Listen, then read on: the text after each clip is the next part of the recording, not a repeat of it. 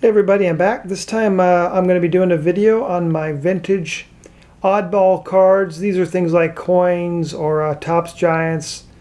Just some odds and ends, Topps through the years, and other companies have done some various odd shaped things that don't just fit in the normal PSA holders. So I'm going to cover these here in this video. And I'm going to start over here with my 1971 Mattel Instant Replays. I have a Willie McCovey and a 7 and a Frank Robinson and an 8. These are like little records. These are the double-sided variation. They do a just a single side, but this is the double side. These are pretty decent grades for that. There's not a lot of these even graded. I don't think PSA grades them anymore. That Frank Robinson is a 1 of 1. There's none higher. It's just one graded at an 8. Then over here, a challenge the Yankees game. A couple players in this. I got this from my Willie McCovey. Once again, just a few of those graded. And then over here, here's a really cool piece. This Bazooka, 1971 Bazooka. It's the no-numbered from the no-numbered series, but a Juan Marichal. This has got the complete box. Very interesting. I really like this piece here. Super cool. And on the back, you can see the bubble gum, just like it was back in 1971 if you're a kid to pick this up off the shelf. 25 pieces of gum. But that is super cool. You don't see a lot of those in the full box. They're pretty hard to find in that good a condition. Looking at some coins, starting in 1959 with the armored coins. They were in Armored Meats, so packages of hot dogs and things. You could get these colored coins. There's a lot of different color variations on these. Got a 60 Ernie Banks as well. Then a couple of Salada coins. So they put these in teas and also I think Jello desserts. So they did a coin set in 62, and then in 63, the 63s are a little bit more common and not too hard to get in a good grade. I've showed some of these before in my Bob Gibson, Willie McCovey, and Frank Robinson collections. Those are predominantly the players that I have. It's a really nice Willie McCovey and a 9. That Bob Gibson and an 8 is a tough one too. And then here are these Major League Player Association pens are tough to get as well.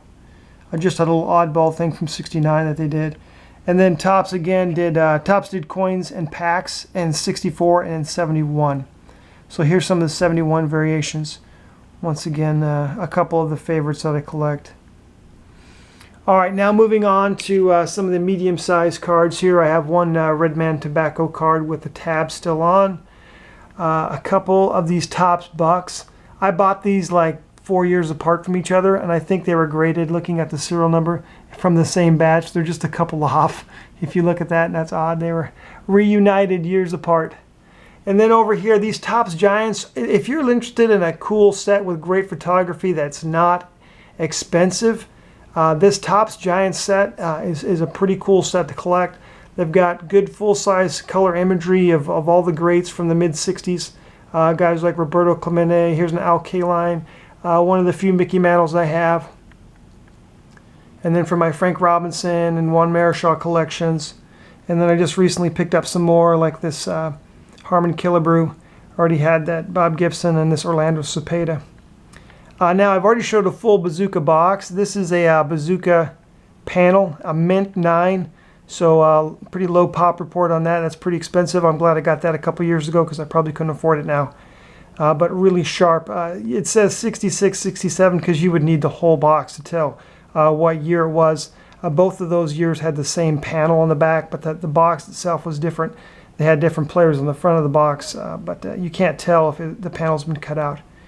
And then here's two different items. Topps experimented in 68 with these Topps action stickers. So they came with a couple large player ones, and then they would have in the panel of them some of the smaller players. So I've got this Bob Gibson here, and then this Don Drysdale, although it is a very good X miscut, still pretty cool.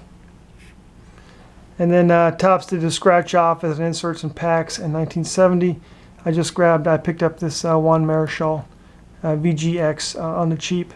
And then Topps, the second year they did the supers, but the first time they did the larger super variation was 1970. So I've got a couple of those and fairly decent grade here. This Lou Brock and an 8. A Willie McCovey and a 7. Once again, I love the imagery on these super cards. They are really, really sharp. Good full color imagery. and they hold up well. They're thicker stock, so they hold up fairly well. It's not hard to get them a good grade. This Pete Rose in a 6 is my lowest grade, and I'm looking over that card, and I'm like, I don't know why in the world that is a 6. It's in really good shape, really clean card. All the edges, everything is. They have no issues with it. That Frank Robinson as an 8 is a really nice one. It's a short print from that. And then moving on to 71, they did it again next year. Once again, some good imagery on that. Don't have as many of the 71s. They might be a little bit harder to come by. 7 for Juan Marichal, and then the 8 for my Gibson collection. And then some hardcore collectors from 71 love these Topps greatest moments. They are hard to come by. I just have 2. A Bob Gibson, graded a 6, and then one that's got his autograph. It's the card is a 5.5. Still pretty decent card. That autograph itself, though, is just authentic, as it is kind of blurred there, as you can see. Not a very great autograph of Bob Gibson, but I have others. So as we'll see here in a moment. Pardon me while I move over here. Show some more of those. Okay, this is just like a team card for Willie McCovey that was issued from 71 to 82. And then over here, this is the Bob Gibson Decal Edge Topps. This is really a really tough card to get, man. You won't see a lot of these for sale. I bought it several years ago. Glad I picked it up when I did, because I haven't seen any for sale in a long time. Maybe a 7 I've seen for quite a bit of money. Someone was asking for, so that 8. And this is the lighter back variation. I think there's 2 variations, and this is a lighter back on that. I think the gray back may be a more common, but these cards are hard to find regardless of the color of the backing. And then I just picked up recently, not so long ago, this 1980 Giants Police Willie McCovey. There's only 2 of these graded, 2 gem mints. And then a couple autographs for my Hall of Fame autograph collection. Robin Roberts in a large scale one. Then come down here, and Willie McCovey, I just picked that up a couple days ago. And then here, these came out, I want to say, was it 2014? These HA Originals 1941 mini autographs. They have a lot of Hall of Famers. Basically doing a cut autograph and a little mini card inserted in there. So I didn't pay a whole lot for these, around $10 a piece, but a couple of the greats I like Juan Marichal, Rod Carew, and of course Bob Gibson. This is the first one out of 100. You can see that one. Not that it really matters. All right, and pardon me again while I move over here to the next side of the bed here. Some more large oddball stuff here. So Topps put these stamp panels together in 74 and then 69. This is part of the 69. It's just graded authentic, because as you can see, that end is kind of cut off short where the Rod Carew is. But very nice panel itself, pretty cool to have. And I love these Milk Dud cards. They're pretty tough on the grading on these. I don't know why, but these are both VGX4s. The boxes look like they just came out of the factory, so I don't know why they're graded so poorly. I don't know if it's the natural creasing inside there. I have no idea, but these are pretty sharp. I'm glad to have them because they're pretty rare. Don't see a lot of these on eBay. So Bob Gibson and Frank Robinson, you will see occasionally they have been cut out, and they're a little less valuable than the ones that are in the full box. So if you get a full box, just stick with that. And then 73 Kellogg's. When you did the mail order, they came back in these large panels of 3. So this is the panel with the Bob Gibson in it. And then 75 Hostess. This is the first year Hostess started producing cards on the back of Twinkies or Ho-Hos or King Dons. And here's the Nolan Ryan. It's a fairly common one. It's not a hard. There are some short prints. Now the Bob Gibson has a short print for this year, 75.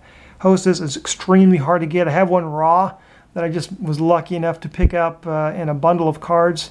But yeah, very tough to get certain of those short prints from that Hostess 75. If anyone's got a graded one, let me know, because I'm very interested in purchasing it. All right, and then lastly, I just have some SGC cards. Don't have a lot of these. When I first started collecting, I bought a couple SGC cards, and I haven't bought any in a long time, but if I'll find something that's hard to get, I'll pick it up. But this is from my early collecting days, this Willie Mays in a 6.